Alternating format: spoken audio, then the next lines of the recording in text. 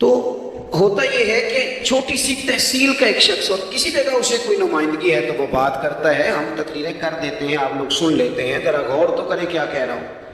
کائنات میں سب سے بہترین انسان نبی اور رسول ہوتے ہیں، اور اللہ نے اپنے محبوب پاک کو نبیوں کا امام بنایا ہے۔ اس فضیلت کو سمجھے۔ یہاں نا جو لوگ لاڈلا کہلاتا ہے نا کوئی بندہ کہ میں لاڈلا ہوں، ویسے یہاں لاڈلے بدلتے رہتے ہیں، کبھی کوئی لاڈلا ہوتا ہے کبھی کوئی لاڈلا ہوتا ہے، ویسے یہاں لاڈلے بدلتے ہیں، لیکن جو لاڈلا ہوتا ہے نا وہ بتاتا بھی ہے کہ میں لاڈلا ہوں۔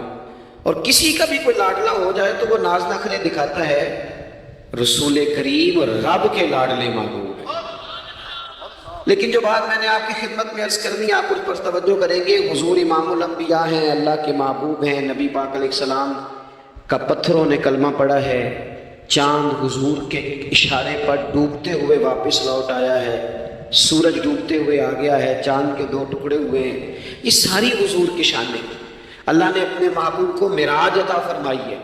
لیکن ملت کے جوانوں، آپ کو پتہ ہے ہمارے نبی پاک کا سب سے پہلا تعارف کیا ہے؟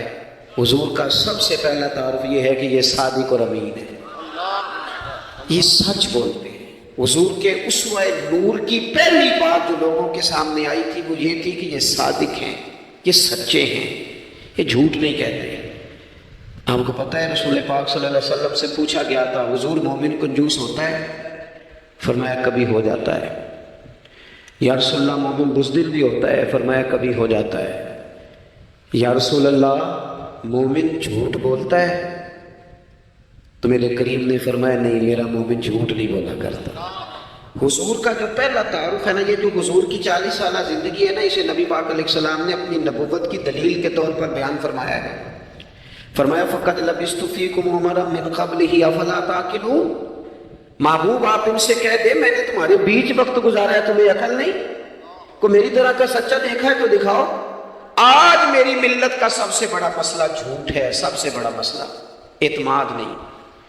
بیوی اپنے شوہر سے کہتی ہے کہ تو تھوڑے پیسے دے لیا کر، تھوڑے ایک جوڑے پہ میں گزارا کر لوں گی، میرے ساتھ سچ تو بول۔ تو لاہور جاتا ہے تو لاہور کا بتا کے جا۔ ماں کہتی ہے پتر سے کہ پتر تھوڑی باتیں بتایا کر پر سچی بتایا کر۔ قوم کا اعتماد اٹھ گیا سیاستدانوں سے، تم نے لمبے چوڑے وعدے کیے، تم نے بڑی باتیں سنائی۔ تم دیکھیں نا، آپ کی توجہ اگر ہو تو میں ایک حوالہ اس طرح کا بھی عرض کروں آپ کی خدمت میں۔ سبز باغ دکھا کے لوگوں کو کبھی پریشان نہیں کرنا چاہیے، کبھی بھی۔ یہ ہمارے پیر بھلا کیا کرتے ہیں بیچارے، ایک کرامت اللہ خیر کرے کبھی کوئی ایک بن جاتی ہے نا تو پھر وہ کمپنی کی مشہوری کا ذریعہ بنتی ہے۔ وہ کہتے ہیں اس کرامت کو بھی فیس بک پہ ڈالو۔ میں نا کراچی جا رہا تھا تو لاہور میں تھوڑا سا مریض ہوں، مجھے الرجی ہو جاتی ہے، زیادہ دیر بیٹھ نہیں سکتا، تو ایک کانفرنس میں مجھے شرکت کرنی تھی۔ تو ایئرپورٹ سے ہی میں نے دوستوں سے پوچھا موسم تمہارا کیسا ہے؟ کہنے لگے پیر صاحب بڑی گرمی ہے اور شدت ہے بڑی، اے سی چلا کے بھی گاڑی میں دقت ہے۔ تو میں نے کہا اچھا دعا کرتے اللہ بارش برسا دے۔ تو یہ دعا لاہور ہو رہی تھی، میں کراچی ایئرپورٹ پہ اترا تو بارش ہو رہی تھی۔ تو وہ جو مجھے لینے آئے تھے نا صاحب، وہ گاڑی میں ایک بندے کو کہہ رہے ہیں کہ وہ پیر صاحب نے لاہور آکھیا سی تو 1.5 گھنٹے جمی آ گیا ہے۔ وہ میں نے ان سے کہا بس کر، اب آگے نہ بتا، ایسا نہ ہو کہ 2-4 لوگ آ جائیں کہ پیر صاحب جو کہتے ہیں وہ ہو جاتا ہے۔ جڑے محرم راز حقیقت دے اور راز حقیقت کھول دے نہیں، جڑے محرم راز حقیقت دے اور راز حقیقت کھول دے نہیں۔ اے جنہ ویکھیا نہیں وہ کرن گلاں، جنہ ویکھ لیا وہ تے بول دے نہیں۔ اس لیے یہ اس طرح کرامتوں کو نا کمپنی کی مشہوری کا ذریعہ، ہمارے سیاستدان، ہمارے بڑے لیڈران وہ سبز باغ دکھا دیتے ہیں۔ آپ تھوڑی باتیں کریں، محدود کریں، مختصر کریں۔ دیکھیں اللہ کے محبوب علیہ السلام سے طائف والوں نے کہا تھا، جب حضور علیہ السلام نے دین کی تبلیغ کی تو سیرت میں یہ عنوان بھی ہمیں ملتا ہے، یا رسول اللہ صلی اللہ علیہ وسلم اگر آپ کو کل حکومت ملتی ہے تو ہمیں حصہ ملے گا۔ عرب کے لوگوں کا مزاج تھا نا، انہوں نے حضور سے کہا اگر کل حکومت ملتی ہے تو ہم شریک ہوں گے۔ تو حضور مسکرائے، اور میرے نبی پاک کو حکومت ملنے کا پاک کتنا زیادہ تھا کہ مکے سے ہجرت کر رہے ہیں، مدینہ شریف ابھی پہنچے نہیں، رستے میں سراقہ بن مالک سے کہہ رہے ہیں کسرا کے کنگن آئیں گے۔ یعنی حضور بتا رہے ہیں کہ سپر پاور بھی ساری یہاں آ جائے گی۔ حضور تو خندق والے دن ایک ہتھوڑا مارتے تھے تو فرماتے تھے روم فتح ہو گیا، دوسرا مارتے تھے تو کہتے تھے ایران فتح ہو گیا. یہ بخاری میں چیزیں آپ کو ملے گی. حضور کو کامل یقین تھا کہ اذا جاء نصر اللہ والفتح، کامل یقین تھا کہ انا فتحنا لک فتحا مبینا، یہ ہوگا سارا کچھ. لیکن انہوں نے جب کہا نا ہمیں حصہ ملے گا تو حضور مسکرائے. فرمایا تم کہتے ہو حکومت تمہیں ملے گی. فرمایا بھائی سنو، حکومت اسے ملتی ہے جسے اللہ عطا کرتا ہے. بات ختم کر دی. سچ بولے زندگی میں، سچی بات کریں. اللہ کے رسول صلی اللہ علیہ وسلم نے ہمیں پہلا سبق سچ کا دیا. اسے سادی تقریر نہ سمجھنا، یہ عنوان دین ہے. اپنی زندگی سے جھوٹ کو نکال دیں. آپ جو تھوڑی باتیں کر لیں پر جو کہیں اس پر کھڑا ہونا سیکھیں. اپنی زندگی کے اندر استقامت کا نور لائیں. جوانوں، کبھی بھی جھوٹ کی بنیاد پر رشتے نہ قائم کرنا. آتے ہیں رشتہ دیکھنے والے تو کوئی باتیں سناتے ہیں، ہمارے گھر والے ہو بیٹا تو ولی ہوتا ہے، کیا بات ہے. اور پھر بعد میں یہ حالت ہوتی ہے کہ اماں کہتی ہے میں آپ بڑا سمجھانی ہے، انہوں میری بھی نہیں سنتا. تو وہ رشتہ دیکھتے وقت تو آپ نے کہا تھا کہ بہت بڑا درویش ہے. آپ اور بچی والے بھی کچھ ایسے کام کرتے ہیں. رشتہ کرانے والے سے کہتے ہیں ہم نے کار بھی دینی ہے. کیوں آپ نے لالچ پیدا کیا؟ کیوں پہلے آپ نے خرابیاں کی؟ اپنی زندگی میں سچ بولیں، سچی بات کریں. کبھی بھی کوئی ایسا کام نہ کریں جس سے کہ لوگوں کی طبیعت ایسی ہو کہ لوگ سمجھیں کہ یہ لوگ تو غلط بیانی کے عادی ہیں. دیکھیں بخاری میں موجود ہے، سیرت کی تمام کتابوں میں الفاظ کے اختلاف کے ساتھ یہ اپنی اصل کے ساتھ یہ چیز ہر جگہ موجود ہے. حضرت ابو سفیان رضی اللہ تعالیٰ عنہ بعد میں مسلمان ہوئے. فرماتے میں جب شاہ روم کو حضور کا خط گیا تھا نا ہرقل کو، حضور صلی اللہ علیہ وسلم نے اس سے کہا کہ کلمہ پڑھ لو. خطوط لکھے نبی کریم نے. اس نے کہا یہاں ڈھونڈو کوئی عرب کا سردار اگر آیا ہو تو میں ملنا چاہتا ہوں. ابو سفیان کہتے ہیں میں بغرض تجارت وہاں موجود تھا. مجھے لوگ پکڑ کے بادشاہ کے پاس لے گئے. میں کلمہ نہیں پڑھتا تھا. جب کوئی کسی کا مخالف ہوتا ہے تو اس نے کوئی کہانی بھی یاد کی ہوئی ہوتی ہے. ان لوگوں نے کہانی بھی یاد کی ہوئی تھی، معاذ اللہ جادوگر ہیں، شاعر ہیں، یہ کہانیاں بھی سناتے تھے. کہتے ہیں کہ مجھے وہ لے گئے، بادشاہ کے سامنے کھڑا کر دیا. اب بادشاہ نے سوالات پوچھے. میں کوئی حق میں نہیں تھا کہ میں حق میں باتیں کرتا. میں تو اس وقت تک کلمہ نہیں پڑھتا تھا اور جو کفار کہتے تھے وہ ساری باتیں میں نے کرنی تھی. کہتے ہیں بادشاہ نے اپنے دربار میں کھڑا کر کے سوال کیے، بڑے سوال پوچھے، بڑے میں نے جواب دیے. بڑے سوال پوچھے. یہ بھی پوچھا کہ ماننے والے ان کے غریب ہیں کہ امیر ہیں. میں نے کہا نہیں، ماڑے ماڑے بندے ہیں. میلاد کے جلوسوں میں بھی ماڑے ماڑے بندے ہی جاتے ہیں، ماڑے ماڑے غریب لوگ ہیں. اس نے یہ بھی پوچھا کہ ماننے والے بڑھ رہے ہیں یا گھٹ رہے ہیں. میں نے سارے جواب دیے. او ملت کے جوانوں، خدا را میری بات سننا. ابو سفیان کہتے ہیں غیروں کا دربار، سوال کرنے والا بھی کلمہ نہیں پڑھتا، ابھی جواب دینے والا بھی کلمہ نہیں پڑھتا. اس نے مجھ سے کہا کہ آپ نے بتایا کہ آپ رشتے میں چچا ہوتے ہیں، یہ بتاؤ وہ جنہوں نے اعلان نبوت کیا ہے کیا کبھی انہوں نے جھوٹ بھی بولا ہے؟ آج لوگوں نے نام نہیں بدل دیا جھوٹ کا. کچھ نے بہانہ نام رکھ دیا جھوٹ کا، جو میں نے بہانہ کر دیا تھا. کچھ کہتے ہیں جی ہو جی وہ تو میں نے تو بس ایسے ہی بھاگ ہوا تو میں نے مذاق کیا. جھوٹ کے نام نہیں بدل دیے لوگوں نے. ابو سفیان کہتے ہیں مجھ سے بادشاہ کھڑا کر کے پوچھنے لگا کیا کبھی انہوں نے جھوٹ بھی بولا ہے؟ ابو سفیان کہتے ہیں کہ لمحے کے لیے میرے دل میں آیا کہہ دوں کہ بولا ہے. پھر میں نے کہا ایک تو یہ عرب کی وفاداری کے خلاف ہے، اور دوسرا میں کہوں گا وہ جادوگر ہے تو شاید کو ایک سیکنڈ کے لیے توجہ کرے. میں کہوں گا وہ شاعر ہے، شاید کو توجہ کرے. اور مدینے والے نے جھوٹ بولا یہ تو مانے گا ہی کوئی نہیں. سنو سنو، جن چیزوں کو معمولی سمجھ کے ہم نے رائج کیا وہ ہمارا وقار لے گئی. دنیا ہم پر اعتماد نہیں کرتی. ہم اس ملک میں بستے ہیں جہاں زلزلہ بھی آئے تو غیر ملکی امداد کرنا چاہے تو وہ کہتے ہیں حکومتوں کے ہاتھ میں نہیں دیں گے، خود جائیں گے. ہمارا یہ حال ہو گیا ہے کہ قوم پر اعتماد اٹھ گیا دنیا کا. ہمیں پلٹنا ہے، ہم نے دیکھنا ہے ہمارا رویہ کیا ہے، ہمارا انداز کیا. تھوڑی کر لیں باتیں، کو ضروری ہے صبح شام بولنا؟ تھوڑے کر لیں باتیں، تھوڑے دعوے کر لیں، کو ضروری ہے؟ سنو میرے عزیز، ابو سفیان کہتے ہیں کہ اس نے کہا کبھی جھوٹ بھی بولا ہے. میں سوچ میں پڑ گیا. بادشاہ نے پھر دوہرا کے کہا سردار چپ کر گئے ہو، میرے آخری سوال کا جواب دو، کیا کبھی اس کریم نے جھوٹ بولا ہے؟ ابو سفیان کہتے ہیں میرے ہاتھ میں چھڑی تھی، میں نے وہ زمین پر رکھی اور میں کھڑا ہو گیا. میں نے کہا سردار سن، وہ میرے رشتے میں بھتیجے ہیں، میری بڑی مخالفت ہے، میں نے ان کے خلاف جنگیں لڑی ہیں، کبھی وہ غالب آئے کبھی میں غالب آیا، آج تک میں لڑ رہا ہوں. لیکن میں ایک بات تمہیں ذمہ داری سے کہتا ہوں، میں غیر نہیں ہوں، وہ میرے بھتیجے ہیں۔ میں نے ان کو ماں کی گود میں بھی دیکھا ہے، دادا کے کندھوں میں بھی دیکھا ہے، چچا کے گھر میں بھی دیکھا ہے، ختیجہ کا دولہا بنے بھی دیکھا ہے، زینب سے لے کر فاطمہ تک بیٹیوں کو گود میں کھیلتے بھی دیکھا ہے، میں نے انہیں بدر اور احد میں آتے بھی دیکھا ہے، میرے سامنے پیدا ہوئے اور میرے سامنے ان کے بالوں میں سفیدی آئی، مخالفت اپنی جگہ پر میں تمہیں یہ بات ذمہ داری سے بتاتا ہوں، اس معبود کی زبان سے جو بھی نکلتا ہے حق اور سچ نکلا کرتا ہے۔ وہ اسیر دشمن کی چاہ میں بھی، مخالفوں کی نگاہ میں بھی وہ امی ہے، صادق ہے، معتبر ہے، میرا پیغمبر عظیم تر ہے، میرا پیغمبر عظیم تر ہے، میرا پیغمبر عظیم تر ہے۔ ابو سفیان کہتے ہیں میں یہ لفظ کہے تو کتنے ہی لوگ دربار میں رو پڑے، ایک سناٹا چھا گیا، کوئی صحابی نہیں وہاں، کوئی نعرہ لگانے والا نہیں، کوئی اپنا نہیں، لوگ رو پڑے۔ کہتے ہیں بادشاہ نے چادر اٹھائی، کندھے پہ رکھی، کچھ دیر سوچتا رہا، پھر وہ چل دیا۔ میں نے پیچھے سے آواز دی، میں نے کہا تو نے اتنے سوال پوچھے، میں نے اتنے جواب دیے، کوئی رزلٹ بھی تو بتانا کیا نکلا، نتیجہ کیا ہے؟ تو بادشاہ نے پلٹ کے میری طرف دیکھا، کہنے لگا سردار نتیجہ تو نکل آیا نا یار، جس بندے بدوں سے جھوٹ نہیں بولا وہ یہ جھوٹ کیوں بولے گا کہ میں اللہ کا رسول بن کے آیا ہوں؟ اس نے وہ میرے بھائی اپنی زندگی میں سچ لاؤ، خدا ہمارے گھروں سے لے کر حکومت کے ایوانوں تک ضرورت سچ کی ہے، ضرورت سچ کی ہے۔ دوسری بات، اپنی زندگی میں دیانتدار ہو جائیں، چھوڑ دے سامنے والا کیا کر رہا ہے۔ میں اپنے اس ممبر سے دیانتدار ہوں کہ نہیں، یہ میں نے اللہ کو جواب دینا ہے۔ میں نے جتنی عزت سمیٹی ہے دین کے نام پہ سمیٹی ہے، میں نے اللہ کو جواب دینا ہے۔ ہم سارا دھیان دوسروں کا رکھنے لگ گئے۔ حضرت خواجہ نصیر الدین چراغ دہلوی رحمۃ اللہ علیہ سے بادشاہ نے آ کے وظیفہ پوچھا تھا، حضرت کو وظیفہ بتائیں، تو خواجہ صاحب فرمانے لگے اپنا کام دیانتداری سے کر، یہی سب سے بڑا وظیفہ ہے۔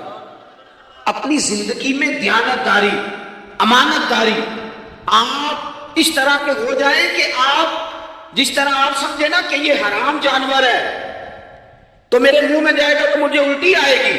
آپ کبھی دیکھیں نا کہ حرام گوشت بھی آپ کو بتا دے، آپ دو لوگ میں آپ نے کھا بھی لیا، لطف آیا، تو کسی نے کان میں کہا یہ تجھے بھائی نہیں ہوا تو بیمار تھا، تو الٹی آ جاتی ہے کہ نہیں؟ بولو کہ آ جاتی ہے؟ انسان کا ذہن قبول کرتا ہے حرام کھانے کو؟ 2 کلو گوشت پہ الٹی آتی ہے تو 2 کروڑ روپے میں کیوں نہیں آتی؟ ہمارے ایک دوست ہیں، ایک یونیورسٹی کے لیکچرار ہیں، مجھے ایک دم فرمانے لگے پیر صاحب عجیب بات ہے، ایک بندے کو نا کہیں جوتا پڑا مل گیا، بڑا قیمتی تھا، پر ایک پیر تھا جوتے کا۔ ہماری دیانتداری کچھ اس طرح کی ہے، ایک پیر ملا، جوتا بڑا قیمتی تھا، مہنگا تھا، تو اس نے اس کا مالک ڈھونڈنا شروع کیا، کس کا ہے یہ، کس کا ہے یہ، وہ شور کر رہا ہے، لیکن تھوڑا سا آگے جا کے جوتے کا دوسرا پیر مل گیا، پر اس نے مالک ڈھونڈنا بند کر دیا۔ اس کو اب اس کا دوسرا پاؤں مل گیا تھا، اس نے یعنی کئی دیانتدار بڑے دیانتدار ہیں لیکن دوسروں کے معاملے میں، اپنے معاملے میں نہیں۔ اپنی زندگی میں انصاف کریں۔ میں مسجد میں جمعہ پڑھاتا ہوں، میں نے ایک دن اپنے ایک مدرسے کے طالب علم سے پوچھا، بیٹا جمعرات کو میں نے پوچھا، میں نے کہا صبح جمعہ میں تقریر کیا کرنی ہے؟ کہتے میں جو فیصلہ نہیں کیتا۔ میں کہتا تو بڑا مولوی ہے نا، میں چھوٹا ہوں، میں تو جمعہ پڑھا کے شام میں فیصلہ کر لینا بھی اگلے جمعے کی بیان کرنا ہے۔ کیوں؟ میں چاہتا ہوں میں ممبر سے دیانتدار رہوں، میں ایک ہفتہ تیاری کروں، میں نے قوم کو اللہ رسول کا دین بتانا ہے۔ میرا یہ مقصد تو نہیں ہے کہ 1 گھنٹہ مجھے ملے تو میں نے کسی طریقے سے اسے پار کرنا ہے۔ آپ اپنے کام کے ساتھ ہمیشہ دیانت کا مظاہرہ کریں۔ اگر آپ دیانتدار ہو جائیں، حضرت سعید بن عامر رضی اللہ تعالیٰ عنہ کو حضرت عمر نے کہا میں آپ کو ایک صوبے کا گورنر بنانا چاہتا ہوں، رو پڑے، فرمانے لگے اس قابل نہیں ہوں۔ آپ کہیں مجھے بھی آپ کہہ دیں کہ فلانا عہدہ ملتا ہے تو تیار ہے ساری دنیا، کون انکاری ہے اس کام سے؟ سب تیار بیٹھے ہیں، لیکن ہوتے تھے لوگ کا جناب میں کہاں کر سکتا ہوں۔ حضرت عمر نے لگا دیا حمص کا گورنر۔ کچھ مہینوں کے بعد حضرت عمر تشریف لے گئے، جا کے پوچھا کہ کیسا ہے؟ تو پہلے تو ایک لسٹ منگوائی حضرت عمر نے، کچھ مال آیا ہے تو مختلف صوبوں میں بانٹنا ہے، غریبوں کی لسٹ لاؤ۔ ان کے صوبے کی لسٹ آئی تو تیسرا نام گورنر صاحب کا تھا۔ وہ کہا تمہارا گورنر مسکینوں غریبوں میں؟ کہنے لگے حضرت صاحب جو لسٹ بنانے والے تھے وہ کہنے لگے اب ان کے وجود پر جو کپڑے ہیں جگہ کوئی نہیں بچی، پیوند کہاں لگانے ہیں؟ دامان توکل کی یہ خوبی ہے کہ اس پر پیوند لگے ہوتے ہیں پر دھبے نہیں ہوتے، پیبند لگے ہوتے ہیں پر دھبے نہیں ہوتے۔ حضرت عمر نے معلومات کی ان کے صوبے میں جا کے، تمہارا گورنر کس طرح کا ہے؟ عرض کی حضور 4 شکایتیں۔ یہ جمہوریت ہے؟ آج تو ہر سیاسی جماعت میں ڈکٹیٹرشپ ہے، آج کہاں جمہوریت ہے؟ آج تو آپ جتنے شاہ کے وفادار ہو جائیں گے اتنا اچھا عہدہ لیں گے، جتنا مرضی قابل بندہ ہو جماعت کے اندر، لیکن اگر وہ پورا تابع دار نہیں تو نظام نہیں چلتا، جتنا مرضی قابل ہو۔ حضرت سعید بن عامر رضی اللہ تعالیٰ عنہ 4 شکایتیں، عام آدمی شکایتیں کر رہے ہیں۔ حضرت عمر نے کہا کون کون سی؟ تو نے کہا جی پہلی شکایت یہ ہے کہ ہمارے گورنر، توجہ ہے میرے بھائیوں کی، انہوں نے کہا جی پہلی شکایت یہ ہے کہ گورنر صاحب صرف دن کو ملتے ہیں، انہیں رات کو بھی لوگوں سے ملنا چاہیے۔ دوسری شکایت یہ ہے کہ جب شروع میں آئے تھے تو فجر کے بعد بیٹھ جاتے تھے، مسائل سنتے تھے، اب سورج نکلنے پر اشراق چاشت کے ٹائم 8، 9، 10 بجے آتے ہیں۔ تیسری شکایت یہ ہے کہ ہفتے میں ایک دن ملتے ہی نہیں۔ چوتھی شکایت یہ ہے کہ کبھی کبھی ایسے رونے لگتے بیٹھے بیٹھے بے ہوش ہو جاتے ہیں، تو آپ نے دیوانہ آدمی ہمیں دے دیا۔ حضرت عمر فاروق رضی اللہ تعالیٰ عنہ نے حضرت سعید بن عامر کو مجمع میں پوچھا، جناب آپ پبلک کے نمائندے ہیں، آپ کو سوالوں کے جواب دینے چاہیے، بتلائیے نا۔ اور یہ پبلک کے نمائندے صرف سیاستدان نہیں ہوتے، پیر صاحبان بھی ہوتے ہیں، مسجد کا خطیب بھی ہوتا ہے۔ اگر حضرت عمر سے پوچھا جا سکتا ہے کرتا کہاں سے آیا، تو پیر صاحب سے بھی تو پوچھا جا سکتا ہے، ان کو بھی جواب دینا چاہیے، ان کو بھی بتانا چاہیے، اس لیے کہ وہی تو دعویٰ کر رہے ہیں فقر بتانے کا۔ تو حضرت عمر نے 4 سوال کہا، سعید آپ کے ذمے 4 سوالوں کے جواب ہیں۔ تو حضرت سعید بن عامر نے گردن جھکائی، کہنے لگے پہلے ہی کہا تھا میں گورنری کے قابل نہیں۔ فرمایا اب تو بن گئے ہو نا، جواب تو دینا ہے، حضور بتلائیے۔ فرمایا پہلا سوال آپ سے یہ ہے کہ یار لوگ کہتے ہیں رات کو کام پڑ جاتا ہے اور آپ ملتے نہیں۔ تو حضرت سعید بن عامر نے اپنی داڑھی پکڑ لی، عرض کی حضور یہ ساری سفید ہو گئی ہے، بڑھاپا ہے، دن مخلوق کے لیے رکھا ہے، رات اپنے رب کے لیے رکھی ہوئی۔ اگر پھر بھی کسی کو شوق ہو تو سعید بن عامر جب بھی ملے گا مسجد میں ملے گا، ساری رات بارگاہ ربوبیت کی او سنگیو تھوڑا مسلح بھی یار مضبوط کر لو، تھوڑا سا نا، ہم نہ تھک گئے ہیں فون سن کے۔ بہت سارے لوگ ایسے ہیں جن کے وجود نہیں اتنی تھکے جتنے دماغ تھک گئے، کمنٹس پڑھ کے، کمنٹس دے کے، رائے دے کے، بڑے بڑے باصلاحیت لوگوں کے حافظے کمزور ہو گئے۔ خدا را اپنی صلاحیتوں کو زنگ لگا لو گے۔ یہ تو جتنے لوگ ہیں میڈیا چلانے والے، ان کو تو میڈیا چلانا ہے، اور اب تو پتہ نہیں کتنے چینل اور کتنے لوگ اور سوشل میڈیا پہ کتنے، اور ادھر کتنے تو ادھر کتنے۔ خدا را کچھ وقت اگر مصلے پہ ملے تو آپ یقین کریں روح تازہ ہو جاتی ہے، لمبی لمبی دعائیں مانگیں، اپنے رب کو اپنے دکھ سنائیں، رسول پاک کی بارگاہ میں یہ نذرانے پیش کریں، آپ محسوس کریں کہ وجود طاقتور ہو گیا۔ حضرت سعید بن عامر کہنے لگے رات مصلے پہ گزارتا ہوں۔ دوسرا سوال آپ سے یہ کرنا تھا کہ یہ لوگ کہتے ہیں کہ آپ پہلے فجر میں آ جاتے تھے، آپ اشراق چاشت کے بعد 9-10 بجے نکلتے ہیں۔ تو حضرت سعید بن عامر نے گردن جھکائی، کہا یہ میرا راز تھا، میری پرائیویٹ بات تھی۔ کہا جناب اب تو لوگوں کا سوال ہے۔ تو آپ فرمانے لگے میرے گھر میں خادم کوئی نہیں، غریب آدمی، بیوی بیمار ہو گئی ہے، 35 سال اس وفادار عورت نے میری ڈیوٹی کی ہے، بیماری میں چھوڑ دوں تو وفاداری تو نہیں نا۔ سویرے اٹھتا ہوں، گھر کا کام کرتا ہوں، پھر بیوی کے لیے ناشتہ بناتا ہوں، اسے کھانا کھلاتا ہوں، تیاری کرتے آتے دیر ہو جاتی ہے۔ دوسرے سوال پر لوگ رو پڑے۔ کہا تیسرا اعتراض آپ پہ یہ ہے کہ ہفتے میں ایک دن ملتے نہیں۔ تو حضرت سعید بن عامر کہنے لگے میں نے کہا تھا میرا پردہ نہ کھولا جائے، میں بڑا راضی ہوں رب کی عطاؤں پہ، میں کیوں کسی کے سامنے اپنا دکھ بیان کروں؟ گردن کو جھکا دیتا ہے خیرات کا پتھر، جہاں میں مانگنے والوں کے سر کبھی اونچے نہیں ہوتے، اور غیرت ہے بڑی چیز جہاں نے تب و دو میں پہناتی ہے یہ فقر کو تاج سردارا۔ آپ موقع دیں جی، بڑی مہربانی، چھوڑ دیں تھوڑی 1 منٹ صرف جی ہمیں دیں، بولیں پیار سے جی، ناراض نہیں ہو، آپ ہمیں موقع دیں۔ بات بھی اب تقریباً قریب ہونے کے قریب آئی۔ کہا حضرت سیدنا سعید بن عامر رضی اللہ تعالیٰ عنہ نے فرمانے لگے میں نے کہا تھا یہ میرا پردہ ہے، یہ نہ سنایا کرے آپ دکھ لوگوں کو۔ یہ غریب کہتے ہیں میں کسی امیر کے ساتھ لگ جاؤں گا تو کچھ بھی نہیں بنتا، چھوڑ دیں آپ، دکھڑے رب رسول کو سناؤ، خیرات بھی ملے گی اور عزت بھی ملے گی، وہ دیں گے اور کسی کو بتائیں گے بھی نہیں۔ حضرت سعید بن عامر رضی اللہ تعالیٰ عنہ سے تیسرا سوال ہوا، کہا جناب آپ ہفتے میں ایک دن ملتے نہیں، تو فرمانے لگے میرا راز تھا پر بتا دیتا ہوں، جوڑا ایک ہی ہے میرے پاس، ہفتے میں ایک دن دھو لیتا ہوں، پھر بیوی کے کپڑے پہن کے سارا دن بیٹھا رہتا ہوں، اگر دوسرا جوڑا ہو تو یہ کام نہ کروں۔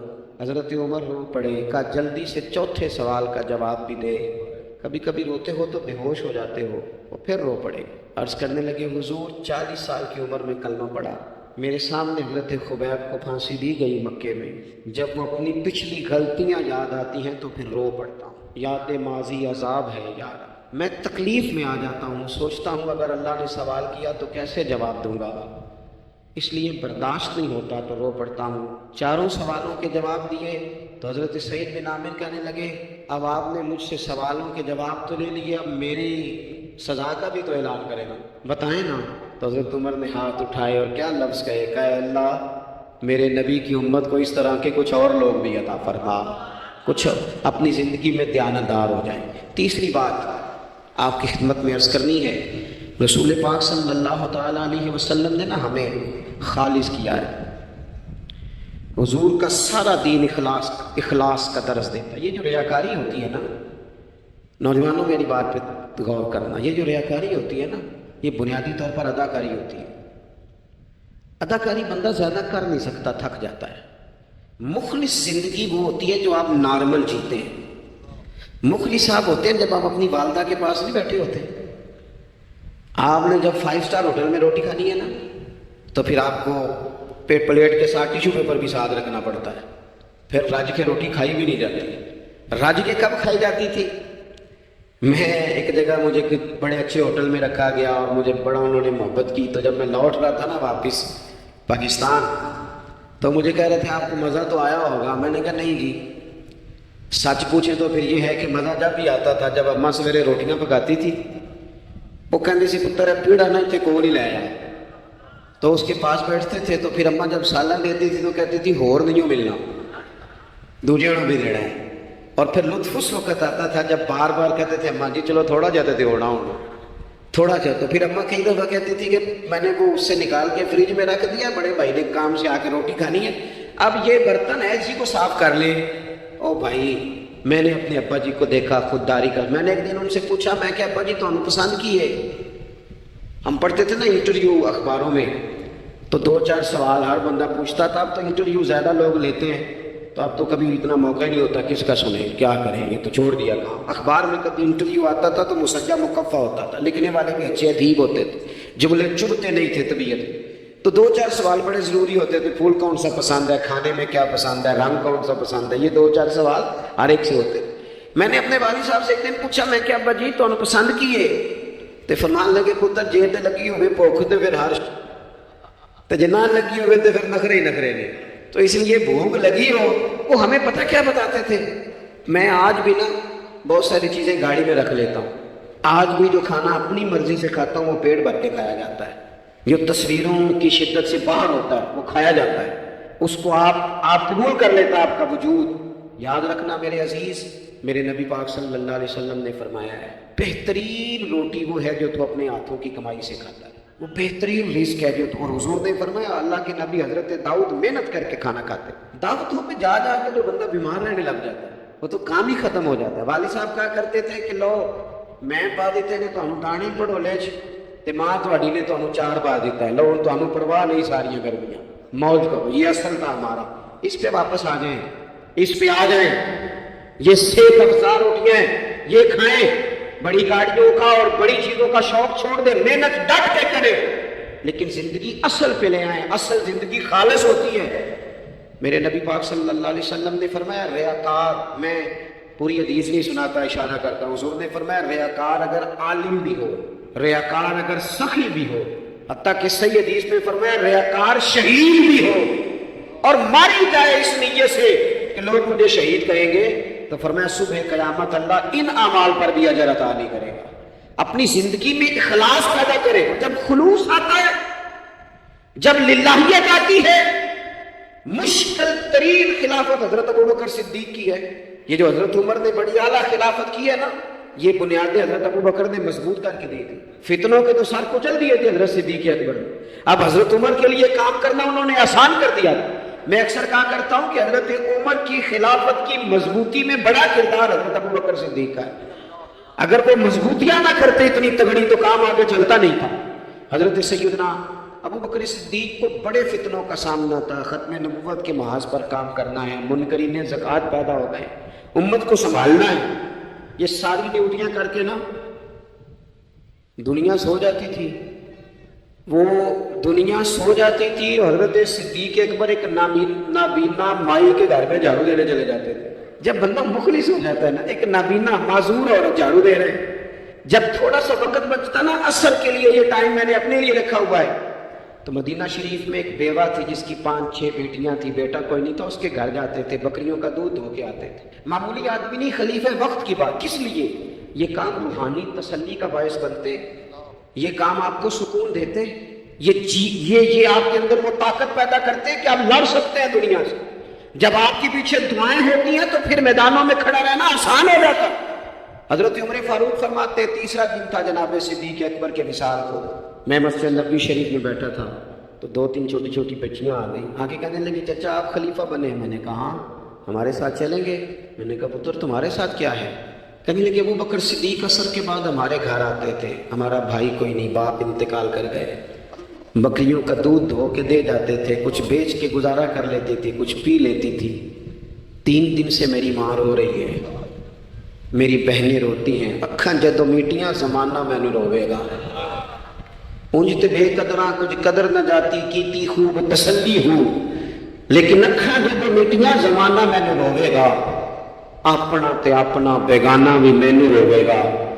جدو نہ میں دسیا میں خاراں نو میں خانے وچ, پھر جام ٹوٹ جان گے تے میں خانہ مینو روے گا. کئی لوک رون گے تے کئی بک رون گے, گلیاں دا یانا تے سیانا مینو روے گا. اور کسی نے کہا تھا میرے مرنے پہ ہر سو شور مچ جائے گا دیکھو گے. یہ رحمت کی امید لگاتا ہے, کہا کرم کی امید, آج سے کہا, نذرانے میں کہا کسی درویش نے. کہنے لگے میرے مرنے پہ ہر سو شور مچ جائے گا دیکھو گے, کہنے الوداع سرکار خود تشریف لائیں گے. اور کسی نے کہا تھا کہ بعد مرن دے مکھڑا میرا ہو جاوے گے تازہ, پھر سمجھ لینا محبوب میرے نے آن پڑیا جنازہ.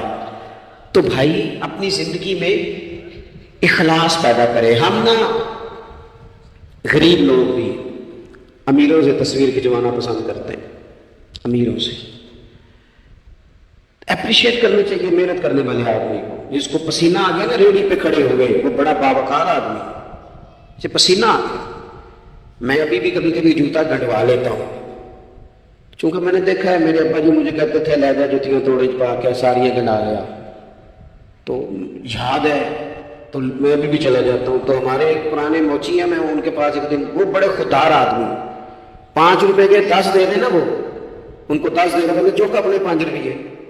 وہ ایک شاعر بیٹھے تھے نا, تو شاعر بھی بیچارے کئی اسی طرح کے ہوتے ہیں, ناراض نہ ہو جائیں شاعر, لیکن وہ کئی دفعہ نا ان کو بھی دیکھ کے لگتا ہے کہ کئی دنوں سے بیچارے نے روٹی نہیں کھائی. تو وہ موٹی چادر لیے گرمیوں میں کسی چوک میں بیٹھا تھا نا شاعر, کوئی بندہ جاتے میں 5 روپے دے گیا. اس نے کہا یہ کیا ہے؟ کہنے لگا کھانا شانا کھا لینا. پر شاعر نے کمال بات کی, اس نے کہا یہ آرزو کرم اور میں آپ سے کروں, یہ آرزو کرم اور میں آپ سے کروں, یہ بھیک اس کو دیجیے جس کا خدا نہ ہو. اور میرے اعلیٰ حضرت کیا کہتے ہیں؟ کہتے ہیں کروں مت بھی اگلے جو بل رضا.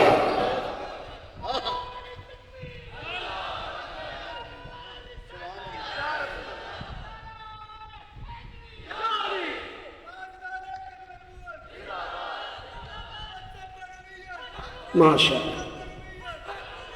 تو آپ حضرات میری بات سنیں گے, اپنی زندگی میں اخلاص لائیں, للہیت لائیں. چوتھی بات سنیں, اور میں اسی پر پاس بیٹھنے کی کوشش کروں گا. اللہ کے رسول صلی اللہ علیہ وسلم کی سیرت مبارکہ میں جو چیز آپ کو بڑی نظر آئے گی نا, وہ احساس ہے. جب سینے آہستہ آہستہ سخت ہونے لگ جاتے ہیں نا, ہم نا کچھ باتیں سوچ کے اپنے آپ کو سخت کر لیتے ہیں. ہمارا جب ایسا نیا بھرتی ہوتا ہے, وہ خدمت کے جذبے سے آتا ہے, وہ کہتے ہیں میں نے سارے کام صحیح کرنے ہیں. پھر اس کو نا آہستہ آہستہ پتہ لگنے لگ جاتا ہے کہ کچھ لوگ جھوٹا پرچہ بھی درج کراتے ہیں. اسے پھر آہستہ آہستہ پتہ لگنے لگ جاتا ہے کہ یہ سامان ان کا تو گیا تھا 1.5 لاکھ کا, تو انہوں نے 6 کیوں لکھوایا ہے. پھر وہ پھر سخت ہونے لگ جاتا ہے. لوگوں کو دیکھ کے سخت نہ ہو, سخت نہ ہو. پھر آپ کے پاس بڑی باتیں. مجھے ایک دفعہ ایک صاحب نے کہا آپ کو تقریر پہ بلانا ہے, پیسے کتنے لیتے ہیں؟ میں نے کہا دے دو کو 1.5-2 کروڑ روپیہ. کہ لگے تو بہت زیادہ نہیں. تو میں کہ وکنا ہے تو پھر بندہ چاج نہ وکے. اب تیرا خیال ہے 25-30 ہزار اپنا ریٹ لگوا لیں, اتنے لوگ ہو جائیں, سانو تخت ہزارے بھی لوڑ کیے نالے کی لگے شہر بھول دے نال اسی اپنی بال کے سیکنے ہیں. میں نے بہت بڑا مدرسہ شروع کیا, باہر گلا نہیں لگایا. مجھے ایک صاحب کہنے لگے خیر کیا ہے تو ہم پیسے کتوں ہوندے نے؟ میں کیوں اتوں جتوں ہوندے نظر نہیں ہوندے. فاضل بریلوی کہتے کرو مد ہے اہل قبل غزا, اور پڑے اس بلا میں میری بلا, میں گدا ہوں اپنے کریم کا, میرا دین پا رہا ہے نہ نہیں. اور کون دیتا ہے؟ دینے کو منہ چاہیے, دینے والا ہے سچا ہمارا. میں نے تو معذرت بھی کرنی تھی. میرا خیال ہے کہ 35 سے 37 کے بیچ لوگ ایسے تھے یہاں سے جو آج صبح سے سر شام تک فون کرتے رہے کہ آپ نے چائے ہماری طرف بھی نہیں ہے, کھانا ہماری طرف کھانا ہے. میں ان دوستوں سے اکثر کہا کرتا ہوں جو میرے ساتھ ہوتے ہیں, میں کہتا ہوں کہ لوگ تلاش کرتے رہتے ہیں, ڈھونڈتے رہتے ہیں کہ رات رہنے کو جگہ ملے, اور ہمارا یہ حال ہے کس نام پہ؟ رسول اللہ کے دین کے نام, حضور کے دین کے نام. اپنی زندگی میں احساس پیدا کریں. اگر آپ سخت ہو سکتے ہیں, کچھ بھی کہہ کے سخت ہو جائیں, کچھ بھی کہہ کے. مجھے میرے سنگی کہتے رہتے ہیں 7-8 گھنٹے کا آپ سفر کر کے جاتے ہیں تو آپ فوٹو والوں پہ سختی کریں, آپ کے کسی سے نہیں ملنا, میں نے ذرا آرام کرنا ہے, میں نے تھوڑا لیٹنا ہے. تو میں کہتا ہوں یار اپنی اوقات بھی تو ہمیں دیکھنی چاہیے. کون کسی کو ملتا ہے؟ خود اور ہے. احساس پیدا کریں قوم کا, اپنے دل میں احساس لائیں. جب آپ سخت ہو جاتے ہیں نا تو پھر آپ سب کے لیے ہو جاتے ہیں. جب بندہ سخت ہو جاتا ہے نا, تھوڑا تھوڑا نا ہمیں لالچی بنایا گیا ہے, مختلف چیزوں پہ انعام رکھے گئے, مختلف رنگوں میں لوگوں کو مختلف انداز میں قائل کیا گیا, مزاجوں میں کچھ بھرا گیا. وہ اس طرح کا ماحول بن گیا کہ باپ نے جوانی پتر کو دے دی. ساری زندگی وہ جو لوگ سعودی عرب یہاں سے گئے تھے 35 سال انہوں نے وہاں کمبل نہیں بدلا. جس کمبل میں انہوں نے جاتے خریدا تھا واپسی پہ بھی وہی تھا. رہائشیں یہاں بنی وہاں نہیں بنی. میں نے بیرون ملک ایسے لوگ دیکھے ہیں جو 3 وقت روٹی نہیں کھاتے, 2 وقت کھاتے ہیں کہ گھر پیسے بھیجنے. لیکن لالچ اتنا عروج پہ چلا جاتا ہے بعض گھروں کا, سب کا نہیں بعض کا, کہ اسی باپ کو جس نے زندگی لگا دی, بچے کہہ رہے ہوتے ہیں ابا جی آپ کو ڈب کا کام کر لیتے تو آگے بھارے بھارے نہارے نہ ہو جاتے. مجھے ایک بزرگ فرمانے لگے پیر صاحب بالا کو بھی عزت کران لی, ابے دا مالدار ہونا ضروری ہے. خدا را اس سے باہر آئے, احساس پیدا کرے. جب احساس آ جائے, قرآن مجید نے میرے نبی پاک کی شان یہ بیان کی ہے کہ عزیز علیہ ما عنتم حریص علیکم بالمؤمنین رؤوف الرحیم. یہ کمال ہے, اس سے آگے کیا کوئی حاشیہ دے سکتا ہے؟ رب فرماتا ہے لوگوں تم مشقت میں پڑو تو میرے نبی کو تکلیف ہوتی ہے. آپ کبھی حدیثیں پڑھیں نا تو رونگٹے کھڑے ہوتے ہیں. آپ کو درجنوں حدیثیں اس عنوان کی ملے گی کہ حضور فرماتے ہیں میرا دل کرتا ہے لمبی نماز پڑھاؤں, نماز اللہ کی, دل حضور کا کرتا ہے. فرمایا دل کرتا ہے لمبی نماز پڑھاؤں, لیکن پیچھے سے کسی بچے کے رونے کی آواز آتی ہے, کسی بوڑھے بیمار کا خیال آتا ہے, میں نماز چھوٹی کر دیتا ہوں. حضور فرماتے ہیں میرا دل کرتا تھا ہر وضو کے ساتھ مسواک ضروری قرار دے دو, پر تمہیں تکلیف ہوگی, نہیں ضروری قرار دے. آپ احساس کی شدت تو دیکھیں. فرمایا میرا جی چاہتا تھا کہ میں تہجد اپنی امت پہ ضروری قرار دے دوں, لیکن میں نے اپنی چاہت نہیں دیکھی, غلاموں تمہاری نیند دیکھی ہے. وہ دوستوں اتنا احساس, دشمن جب قابو آتے ہیں نا. میں نے ایک اور بھی عرض کر دی ہے چلتے چلتے, جو سیاسی فرقہ واریت ہے نا آج ملک کے اندر, آپ جس جماعت کو ٹھیک سمجھا آپ نے, آپ وہاں چلے گئے, جس نے جس کو ٹھیک سمجھا, لیکن ہم سب سے پہلے مسلمان ہیں, اس کے بعد پاکستانی ہیں. ہمیں اخلاقیات کا دائرہ کبھی نہیں چھوڑنا. اختلاف کے بھی آداب ہوتے ہیں, اختلاف جس سے بھی کریں دلیل کی حد تک کریں, اس کی ذات تک اتر کے نہیں. مہذب قومیں یہ کام نہیں کرتی. حضرت ابو ایوب انصاری نے حضرت عمر سے اختلاف کیا اور سخت کیا, کہا جناب یہ آپ نے, حضرت عمر کو بات کرنے لگے تو حضرت ابو ایوب انصاری کھڑے ہو گئے, کہنے لگے یہ حضرت ابو ذر غفاری کھڑے ہو کے کہنے لگے نہ آپ کی بات مانیں گے نہ آپ کی اطاعت کریں گے. فرمایا میں نے کیا کیا ہے؟ تو کہنے لگے چادر تو ایک ایک بٹی تھی، تو آپ نے اسی چادر کا کرتا اسی کا تامت کیسے بنا لیا؟ حضرت عمر فاروق نے انہوں نے سوال کیا تو حضرت عمر نے دلیل دی، فرمایا میرے بیٹے سے پوچھ لو۔ حضرت عبداللہ ابن عمر کہنے لگے ایک چادر جو کہ مجھے بھی ملی تھی میں نے اپنے ابا کو دے دی، لہذا کرتا بھی بن گیا۔ اور اب ہمارے یہاں نا دلیل ملنے پر بھی لوگ اعتراض نہیں چھوڑتے، جو کہ ذاتی ہوتا ہے نا، دلیل تک تو اختلاف ہوتا نہیں۔ او میرے بھائی، اختلاف کے بھی آداب ہونے چاہیے۔ تو کسی نے کہا تھا کہ تعلق توڑ دینے کے بھی کچھ آداب ہوتے ہیں، کسی کو چھوڑ دینے کے بھی کچھ آداب ہوتے ہیں، اور کسی نے کہا تھا کہ قاتل کو کوئی قتل کے آداب سکھائے، دیکھو دستار کے ہوتے ہوئے سر کاٹ رہا ہے، کوئی ایک چیز چھوڑ دے۔ ہمارے یہاں اتنی شدت ہو گئی اور بچے ہمارے ورکر سیاسی جماعتوں کے خدا رہا، آپ نے یہی بسنا ہے، یہی رہنا ہے، یہ آپ کے اپنے لوگ ہیں، مہربانی کریں آپ ضرور ہائی لائٹ کریں کسی کی غلطی، لیکن دائرہ تہذیب کبھی نہ چھوڑیں۔ کبھی میرے تو ایک دو اینکر ایک دو دفعہ ملے، میں نے ان سے کہا مہربانی کریں آپ کیا مزہ لے رہے ہیں آپ قوم کو تقسیم کر کے، خدا رہا کچھ سوچیں۔ آپ کا شغل لگا ہوا ہے اور یہاں غریب کا یہ حال ہے کہ یہ ابھی عید آ رہی ہے نا، ہم نے بھی کچھ نیکیاں بند کر دی ہیں بعض چیزوں پہ۔ یہ رمضان شریف گزرا نا، میرے جیسے آدمی کو لوگ نیک سمجھتے ہیں اور اپنے دکھڑے سناتے ہیں۔ یہ رمضان گزرا ہے تو بیٹیوں کی شادیاں شروع ہوئی ہیں، اب لڑکوں والے تو نیک ہو گئے، اب تو وہ جہیز ہی نہیں مانگتے۔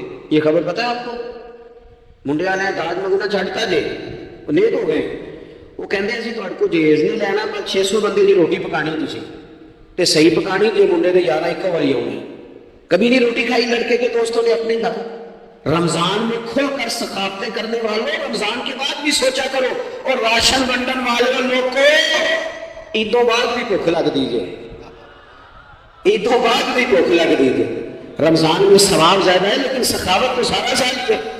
تو کچھ چیزیں ایسی ہیں ہمیں حضرت سیدنا عمر فاروق نے جب جواب دے دیا نا کہ اس طرح ہے، اب اختلاف دلیل تک تھا، اختلاف دلیل تک تھا، تو حضرت ابو ایوب انصاری اٹھ کے کھڑے ہو گئے، اعتراض کیا، جواب مل گیا تو پتہ کیا فرمانے لگے، کہنے لگے عمر رب تجھے میری طرف سے بہتر سلا دے، اب تو حکم کر، ہم سنیں گے بھی اور تیری اطاعت بھی کریں گے، اب ہم آپ کے پیچھے چلیں گے امیر المومنین۔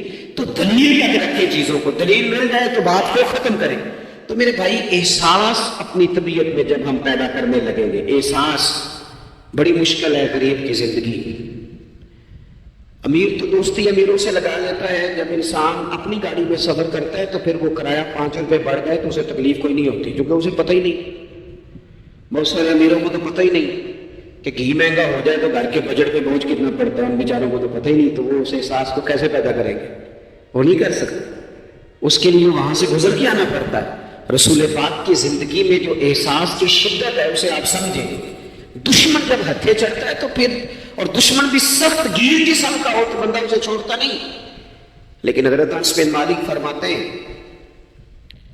کہ یہ جو لوگ بدر میں آئے تھے یہ کوئی پھول لے کے نہیں آئے تھے ہاتھوں میں، گجرے پھولوں کے لے کے نہیں آئے تھے، تلواریں لے کے آئے تھے، اور پوری انہوں نے جنگ لڑی، 14 صحابہ شہید کیے۔ لیکن جب ان کو لا کے باندھا گیا نا مدینے میں تو غصہ تھا صحابہ کو، کس کس کے ہاتھ باندھے۔ حضرت عباس بھی تھے، جب وہ ہائے ہائے کرتے تھے نا مخالف تھے، توجہ ہے میری بات پر؟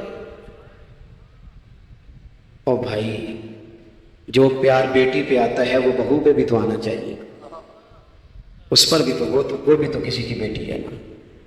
اگر تجھے اپنے بیٹے کی دھوپ تنگ کرتی ہے تو ملازم کے پتر اگر دھوپ میں کھڑے ہیں تو وہ بھی تو تجھے احساس ہونا چاہیے، ورنہ خود غرض ہو جائیں گے ہم۔ بات ختم کر رہا ہوں، غور کرنا۔ حضرت انس بن مالک کہتے ہیں میں مسجد نبوی شریف میں حاضر ہوا تو بے چینی کے عالم میں کبھی حضور ادھر جاتے تھے، کبھی ادھر آتے تھے، کبھی ادھر جائے، یا رسول اللہ کیا ہوا؟ یہ وہ لوگ تھے جنہوں نے ستایا تھا، آج باندھا ہے، حضور کیا ہوا؟ تو نبی کریم فرمانے لگے تم نے رسیاں زور سے باندھ دی ہیں، یہ ہائے ہائے کرتے ہیں، مجھے نیند نہیں آتی، ان کی رسیاں ڈھیلی کر دو۔ عزیز علیہ ما عنتم، حضور کے سینے میں درد رہا، وہ درد کبھی حضور کو طائف لے جاتا، کبھی کہیں، اور وہ درد کی وہ پیار کی شدت اتنی تھی کہ جب بڑی تکلیف دی نا میدان احد میں اور دانت مبارک شہید کر دیے تو حضرت صدیق اکبر نے کہا یا رسول اللہ دعا کرے یہ تباہ ہو جائے، تو ہاتھ اٹھائے نبی پاک نے، دعا کیا کی؟ کہا اللہ انہیں ہدایت دے دے، انہیں پتہ ہی کوئی نہیں یہ کیا کر رہے۔ تو میرے عزیز، ایک تو اپنی زندگی میں سچ لائیں، خدا را سچ بولیں، آپ پکے وعدے کریں۔ میں ایک دن اپنی مسجد کے امام صاحب سے عرض کر رہا تھا، میں کہہ رہا تھا اگر آپ کہتے ہیں نا کہ 4:20 پہ فجر ہوگی تو 21 پہ نہ پڑھائیں، آپ نے وعدہ کیا 4:20 کا، قوم کو تو انتظار کرنا چاہیے 1-2 منٹ، کوئی حرج نہیں، لیکن ہم جو وعدے کرتے ہیں ہمیں پورے کریں، سچ بولیں، دیانتداری کا مظاہرہ کریں، زندگی خالص گزاریں، جس کے ساتھ بھی وقت گزاریں اس کی خیر خواہی کریں، مخلص ہو جائیں، اور اپنی زندگی احساس والی کریں۔ امام غزالی فرمایا کرتے تھے تو بانٹنے کا ارادہ کر، رب بانٹنے کی توفیق بھی دے دے گا، تو پروگرام تو بنا۔ اللہ کی بارگاہ میں دعا کرتا ہوں جن احباب نے اتنا سارا پنڈال اتنی محبت اور جد و جہد سے سجایا ہے، اللہ تعالیٰ انہیں دین دنیا کی برکتیں عطا کرے، ہم سب کو دولت اخلاص عطا فرمائے۔ آخر دعوانا ان الحمد للہ رب العالمین۔